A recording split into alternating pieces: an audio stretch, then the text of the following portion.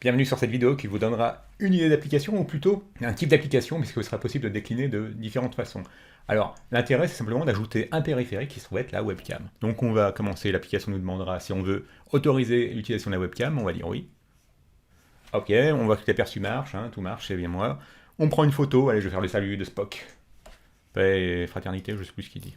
Voilà, on a la photo, donc maintenant on peut cacher la prévisualisation. On sauvegarde la photo, hein, il y aura un petit spinner pour montrer qu'il se passe quelque chose. Alors on va utiliser Bob, l'utilisateur de test habituel. Bim, sauf que j'avais oublié de mettre un EARU. On va mettre AZERTY, hein, un petit complément d'adresse pour voir où c'était. Et j'ai fait oublier la date de naissance. Bon, je vais mettre un peu n'importe quoi. Hein, ce sera un calendar. Composant de calendar, allez, on va mettre mars, 14 mars, voilà, ça c'était sa date de naissance. Et puis c'est inscrit, on est le combien aujourd'hui? Il se sera inscrit le 13 août 2020. 13 août 2020, et voici.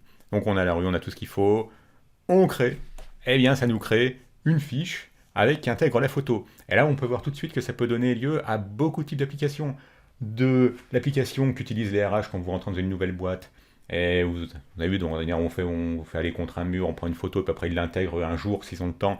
Et bien là l'avantage c'est que il pourra simplement être possible que cette application soit déployée dans le bureau d'une des personnes des RH, et comme ça, bien, elle prendra directement votre photo avec la webcam. J'ai vu la chose également il n'y a pas si longtemps que ça, en allant dans une salle de sport, voilà, pour vous faire votre carte, ils vous demandaient de reculer, de prendre une photo avec la webcam. Pour les bibliothèques, pour les transports, cartes de transport en commun, ça se fait moins de nos jours d'avoir la photo, mais bon, qui sait. Après, vous voyez toute cette famille d'applications. Eh bien ça, c'est un gros plus de pouvoir utiliser directement donc les photos. Bon, avec un smartphone, c'est encore plus simple, mais bon, en général, quand on fait des cartes comme ça, c'est dans un local, un bureau, des choses comme ça. À l'intérêt de la chose, ça vous montre, eh bien, d'une part, que il est possible d'utiliser, quel que soit le framework que vous utilisez. Moi, j'ai utilisé Angular, donc j'ai utilisé NGX Webcam, hein, qui vous permet très facilement d'interagir avec votre webcam.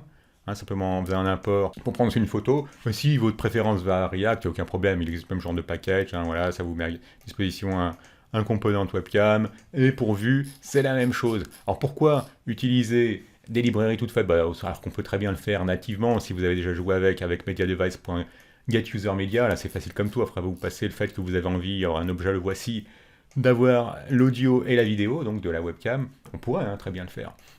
Mais en fait, l'intérêt d'utiliser un package tout fait, c'est qu'en fait, ils ont testé bien plus que vous ce qui se passerait en cas d'erreur quand la caméra n'est pas détectée, comment avoir des options pour gérer plus efficacement différentes dimensions. Enfin, il y a tout un tas d'options auxquelles on pense pas spontanément. On se dit, oh, c'est bon, je vais faire moi-même à la mano, une ligne de code suffit, voilà, avec cette ligne de code. Mais bon, c'est quand même bien d'utiliser le package correspondant au framework ou à la librairie que vous utilisez. En back, eh bien, j'ai tout simplement utilisé Strapi. Bon, vous pourriez utiliser, comme je vous disais, des services en ligne. Bon, il se trouve que j'aime bien Strapi. Hein, ça économise beaucoup de travail côté back.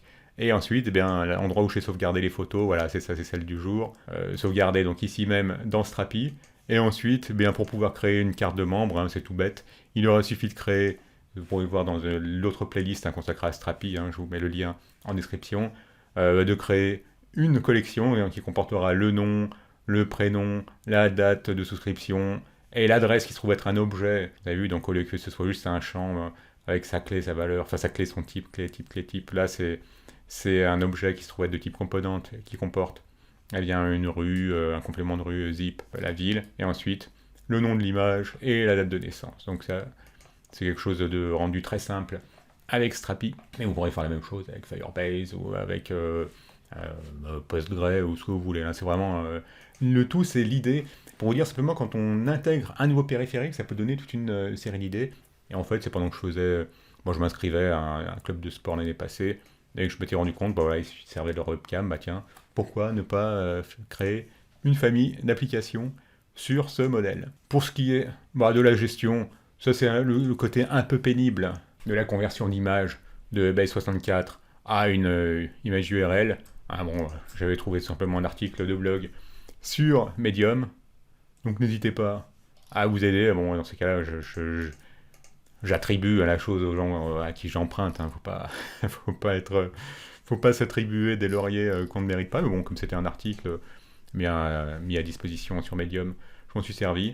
Voilà, c'est vraiment le seul point technique, mais bon, important à maîtriser. Et si vous utilisez Strapi, pensez bien, quand vous uploadez des files, Strapi s'attend à du pluriel. J'ai perdu un peu de temps avec ça. Donc il faut bien rajouter sur votre form data des files au pluriel et pas une file, comme moi j'uploadais qu'un fichier, bah, j'avais fait l'erreur de mettre file au singulier. Évidemment, si vous voulez voir le déroulé vraiment ligne de code par ligne de code du développement de cette application, ce sera sur Code Concept. Et si vous vous abonnez à la newsletter, je vous mettrai au courant à quel moment cette application sera disponible. Donc voilà, pensez bien à ajouter à vos applications des périphériques comme la caméra, et ça vous donne tout de suite d'autres idées. Alors la prochaine idée que j'ai en route, c'est le fait d'utiliser la webcam pour faire un genre de chat vidéo, un flux vidéo. J'avais commencé à voir la chose en pur WebRTC, parce que j'avais joué avec il y a quelques années. C'est compliqué, hein, il y a toute la partie handshake, hein, littéralement en poignée de main, où il faut passer par un serveur quand même, malgré le fait qu'avec WebRTC, vous pouvez communiquer directement depuis votre navigateur vers un autre navigateur, donc c'est vraiment du peer-to-peer, mais il faut bien au départ que quelqu'un vous permette d'établir la communication avec un autre browser. Bon, ça se fait facilement avec une librairie qui s'appelle PeerJS, mais ce sera l'occasion de voir avec une autre vidéo.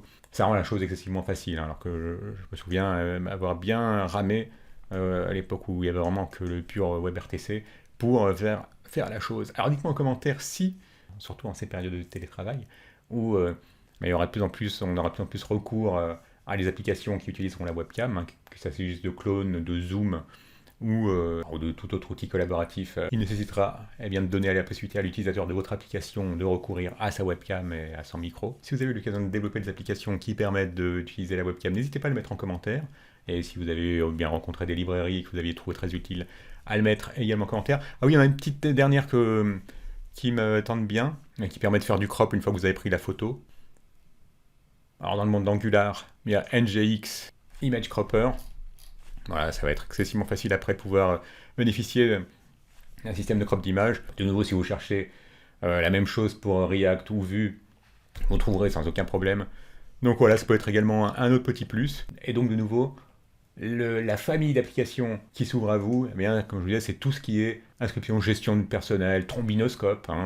Ça m'arrive encore fréquemment, pas plus tard qu'en début d'année, d'être dans une entreprise, c'est une école en l'occurrence, mais qui ne proposait pas de trombinoscope. Il fallait attendre que les gens se décident à envoyer une photo. Enfin bref, alors que là, ça aurait été facile. Dès que quelqu'un vient s'inscrire, il aurait suffi de prendre sa photo et de l'intégrer comme je l'ai fait. Évidemment, vous pouvez ajouter des fonctionnalités comme pouvoir exporter au format PDF ou bien simplement imprimer à une certaine dimension pour pouvoir ensuite faire une carte qui sera découpée. Enfin là, toutes les options sont possibles. Un petit like si vous avez aimé. Abonnez-vous si ce n'est déjà fait et à bientôt.